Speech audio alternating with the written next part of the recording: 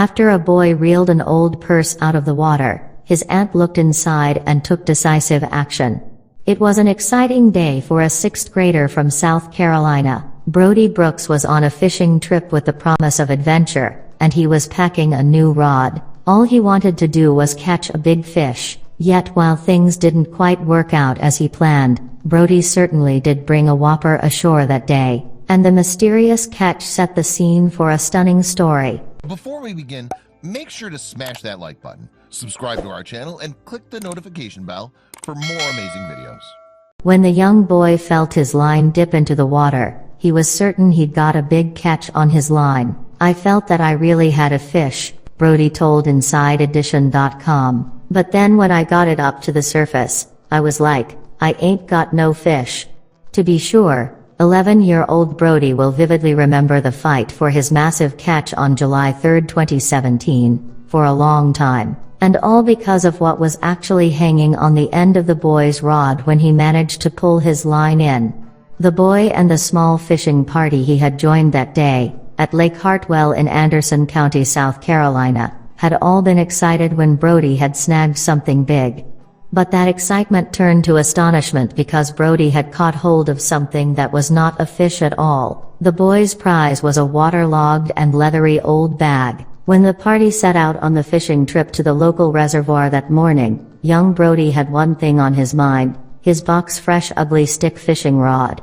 He was eager to try out his new piece of kit, but also anxious that no harm should come to it. But some kind of damage seemed increasingly likely when the boy snagged what he thought was a big one. In the week following the fishing expedition, Brody spoke to ABC News about the catch of the day. "I felt like it was a big fish because it was bobbing my rod up and down," he said, adding, "I'd just gotten an ugly stick, so I was scared I was gonna break my rod.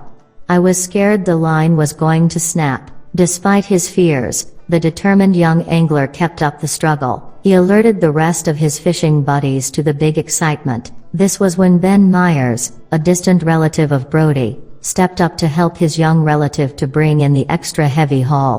However, once Brody pulled it from the water, he realized that what he had struggled with wasn't a fish at all. Understandably, the boy's first reaction was to feel a little let down after all that effort. But Ben was quick to recognize the muddy item for what it was. With more experience of fishing, the older angler knew what a rarity the preteen had reeled in. Also speaking to ABC, Ben said, "I told him, you ain't got no fish, you got a treasure."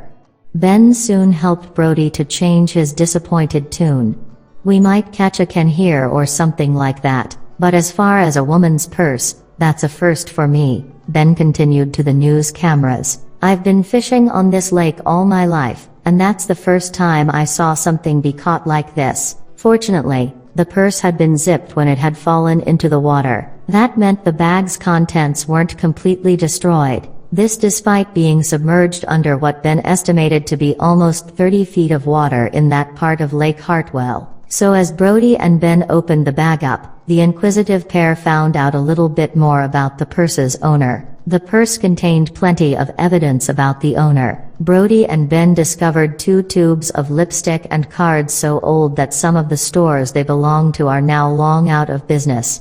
At the bottom of the bag they even found a teasing comb, presumably to get the owner's hair to the optimum height. Most important of all, however, was the fact that whoever owned the purse also carried her photographs in there. These indicated that the bag had been lost in a time before smartphones were able to hold a person's images, and this led to the boys unlocking the key to the mystery. Brody and Ben carefully sifted through the sodden photographs, and, despite the fact that the images were faded, Ben's eye was caught by one picture in particular. To his amazement, he realized that he knew the woman in the photo. He later told ABC News, "She's a friend of the family. I went to school with her nephew, but I hadn't seen her in 10 years. The angler grabbed his phone and got in touch with the woman's nephew. He in turn relayed the news of the bag's remarkable recovery to his aunt, April Bolt. Later, she spoke to ABC about her astonishment, saying, "I couldn't believe it. I was lost for words. You never think you'd see it again. It turned out that April had lost her purse during a cookout at a marina close to Lake Hartwell that had taken place in 1992. In other words, an unbelievable 25 years had passed since the bag had disappeared. But April believed way back then, and still maintains to this day, that her bag had vanished in suspicious circumstances. April explained her theory to ABC. Speaking about events in 1992, she said, "We were on the boat and my parents had a condo there and we were grilling burgers and we parked the boat in the slip. There were two guys there fishing and, I hate to accuse anybody, but when we got back I was like, my pocketbook is gone." April well remembered how emotional the loss had made her. "I was crying," she recalled. "It wasn't a whole lot of cash, maybe like $60, but a woman fits her whole life in her purse. It was devastating." April was also upset that her cosmetics had disappeared. "My favorite lipstick was in there and the color was discontinued," she ruefully chuckled. And, while April was undoubtedly delighted to see her favorite lipstick again, it was something else she carried in her bag that meant the most. Among the photos preserved inside the purse that Ben had used to identify April were some precious pictures of her son. April explained, "My son is 26 now, but he was 15 months then, and I had all his photos that were professionally taken in my wallet. They have water damage, but you can make him out." Reflecting back on Brody's amazing big catch, neither Ben nor April could believe what had happened. "It was pretty wild," Ben told ABC News. "You fish up a purse, for one, then you actually know whose it was." April said that the bag's recovery from a depth of almost 30 feet, and a quarter of a century gone meant the world to her.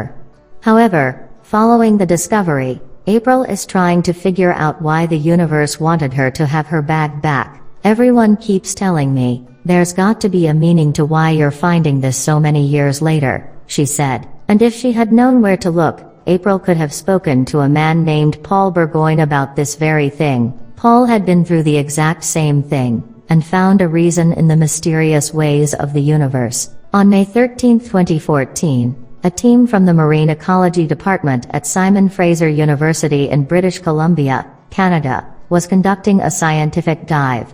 But what the team ended up discovering was, to most non-marine biologists, at least, a lot more interesting than sea stars. While diving, two of the students found a camera covered in algae and sea creatures. It looked like an ancient relic, and it started a new mystery. Please share this with your friends and family.